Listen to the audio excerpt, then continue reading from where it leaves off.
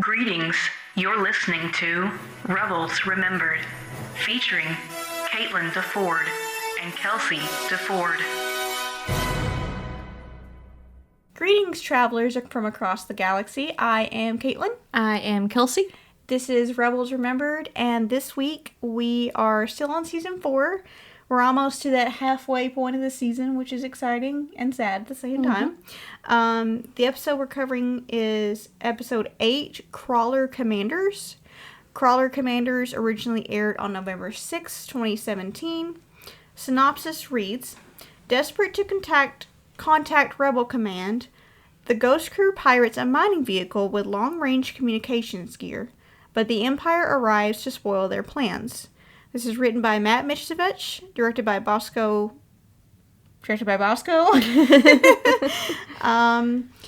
Some trivia for this episode. The design of the ore crawler is based... This is like a mouthful, so bear with me here. Okay.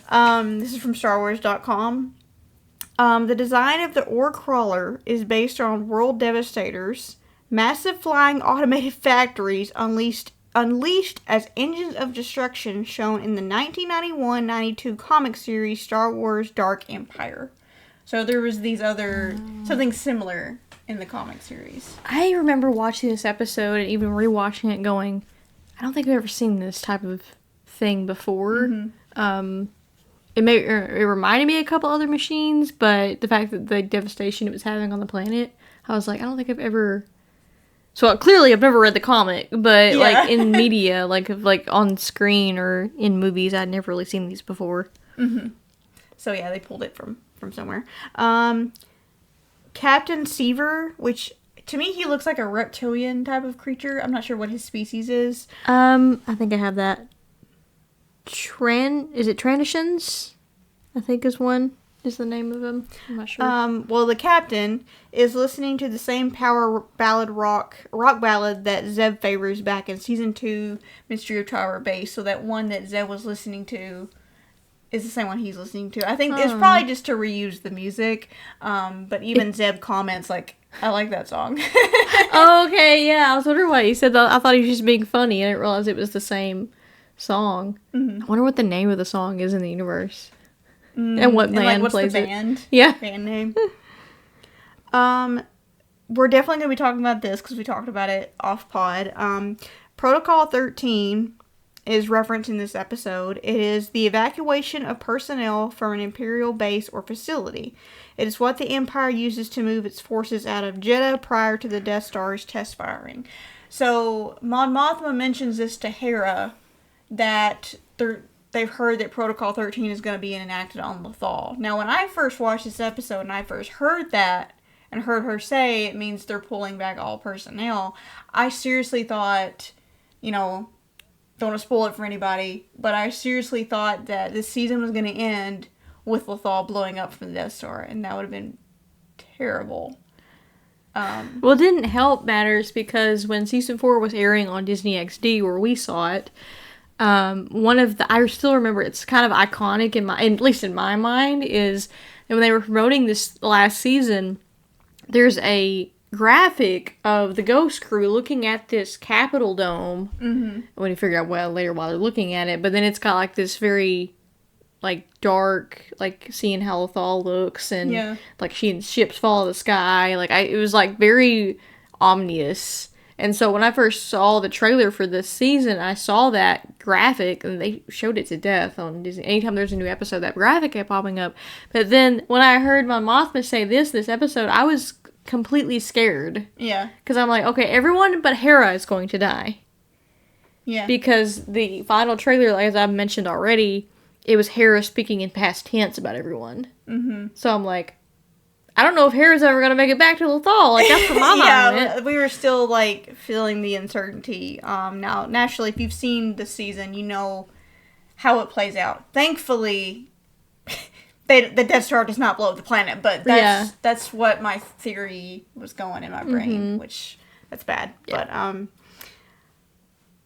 before we go into our episode activity, what did you rate this episode? I know it's not one of my personal favorites. So overall, I gave it a 5 out of 10. Okay. I said overall, it's a fun adventure, and it's a fun, lighthearted thing that we've seen, like, to contrast the things we've seen previously with Kindred and In the Name of the Rebellion, I believe. So, more lighthearted, but overall, you could technically watch this series and skip this one. Like, you could, except you might be confused, because at the very end, you get pieces of them, you've now got the go-ahead to attack the factory. Mm-hmm. So, naturally, the next episode is going to be that happening, and so I guess if you didn't have that, you would be confused. But other than that, the pacing is a lot slower than we've seen previously. Well, some of the pacing. Because there are some episodes we've seen previously, I'm like, this is very slow at some points. Mm-hmm. So not a whole lot of action. I mean, there is some. What I find interesting in this episode, I said something similar that I gave it a 5 out of 10 as well. And I said it's like an intermission episode. Yeah. But what I found so interesting is there is actually a lot of action in this episode. Mm-hmm. I just feel like there's a lot of waiting around. There's a lot of, like, little gaps of time of them just talking. Yeah. Yeah. I will say there's a lot of cool animation moments in this, though. Yeah. Like the one where Sabine flies through the smoke. Yeah, I have that in my notes, too. The animation of the crawler, Sabine, and the environment. Mm-hmm. It just looked different. Like, more... I don't want to say more money, but it didn't look like they upped their game from season 1, you know? I just remember seeing Sabine during the rewatch fly with her jetpack. At the same time, I went, that's cool. And he went, oh, that's dope. Yeah. At the same time. And then there's some music stings in here that I don't think we've ever heard before. I could be wrong, like of them climbing up getting to the ore crawler. It's like a sort of a stealthy kind of vibe. Oh, yeah. That I don't think I've heard. I could be wrong. I have to ask Kevin Kiner, but I thought that was really interesting. A lot more comedy and humor than we've seen previously. Yes. In these episodes. We got, Ezra and the captain, him imitating his voice. Mm-hmm. We've got... for some reason, the fight between Zeb and the captain, or not the captain, the guy with the whip, the foreman, was hilarious to me when they're wrangling and they start kicking each other. That, to me, was humorous.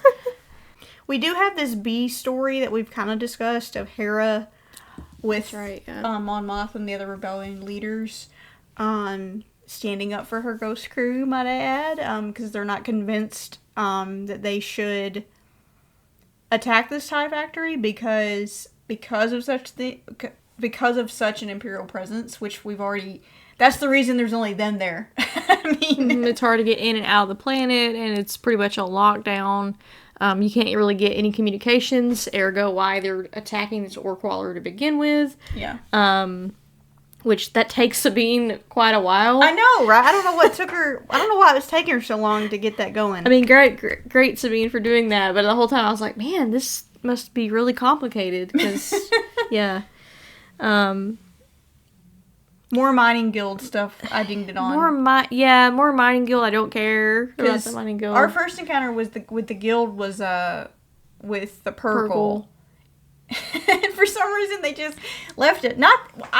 Okay, so the Purgle didn't leave a bad taste in my mouth for me. It was the Mining Guild that did. So when they came back in this episode, I was like, oh, okay. Well, even Captain Seabor's like, you can't be here because you're interfering with Mining Guild business and we're working for the Empire. I'm like, and I looked at you, I was like, Mining Guild? Like, sorry. I just didn't like the Mining Guild stuff. We get the return of Vizago in this episode as well. So we last saw him in the occupation, when he let them hitch a ride with him, essentially. And so I guess this is where they put him, because he was evading and helping rebels out. So yeah, and that was funny too. He thought they were there to rescue him, and they just happened upon convenience. Him. Yeah. Mm-hmm. I will say once again, I would ding it on plot for, as with the TIE Defender episode where Flight of the Defender, is there's not a whole lot of security.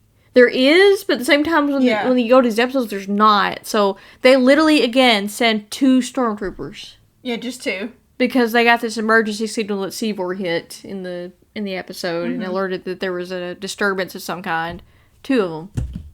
And Vizago sitting there in person at the captain. Okay, awesome, do your job, bye. Peace. They searched maybe one closet. Yeah. That was it. There's a whole ore crawler, and you're gonna look at one door and go, okay, y'all are good. Just keep doing what you're doing. Which, again, for convenience, for plot's sake, but... True. What did you think of the slaves on the thing? That they're actually using people from the Thal to be slaves on this thing? That was very interesting. Which, again, I don't know how I feel about that. On one hand, I was like, oh, that's kind of interesting that they're actually still using the populace. Because, as we saw from them infiltrating the factory in, I think, Thrawn was sort of hesitant against using locals. Yeah. Because it was it's going to make them hate them more. But also, like, he fixed that by saying you're going to test everything. Yeah. So, I don't know. I found that very, very interesting. Sorry, I wasn't going to mention it, but I have to. So, when Kanan first finds the slaves, one of the slaves, I don't know who's voicing him. I'm sorry, it makes me laugh every time. Is like, what does he say? Like, over here. There's someone coming or something. Something. When he sees Kanan. And the way he delivers this line, I don't know who's voicing him. It's very humorous to me. Please don't hurt us. Yeah. I guess we can go into our activity, because I'm drawing a blank. Maybe this will help us think of more stuff. So the activity is called Salvage or Scrap. Okay. So we'll be contrasting moments similar to this or that. We have to choose which event, if you would salvage it or save it. Mm-hmm. Or scrap it, which means throw it away. Like it didn't add anything to the episode. So the first one I have is the Ore Crawler's connections to the Mining Guild. Would you save that or scrap that? The Ore Crawler's connection to the... Would I save it or scrap it? Scrap. I don't like the Mining Guild. But again, in hindsight, it doesn't make sense if you get rid of them. Who's operating the crawler? Smugglers, stormtroopers, you know. Yeah. I don't know. I don't know much, again, enough about the Mining Guild to understand why they're even helping out the Empire. Yeah. Yeah, I don't know. The next one, attempting to get the transmitter from the Ore Crawler. Do you think they could have gotten it from somewhere else? No, I actually think that was pretty smart. Okay. I mean, where other places are they going to find a transmitter besides an Imperial outpost, which there's no way they're getting in there. Oh, that's a good point. Yeah, as we've seen, not a lot of security on this thing compared to probably some Imperial places. Of course, I don't know. We had the 2 stormtroopers guarding the TIE Defender. The TIE Defender factory, yeah, that was funny. The return of Vizago, but this time as a slave. Would you save that or scrap that? I would save it because, I mean, yes, he is a side character, but it's kind of interesting. We got to see where he went. Mm-hmm. You know, kind of get to go back to him. And he has been not integral to the show, but, like, familiar to fans because he's been on the show since season 1. So, I didn't have a problem with seeing Vizago again. Well, I know Vizago is now the captain of this ore crawler that's just walking around Lothal with the other, I guess, slave workers. His crew. Do they come back in later episodes, like when they're trying to liberate the planet? I can't remember.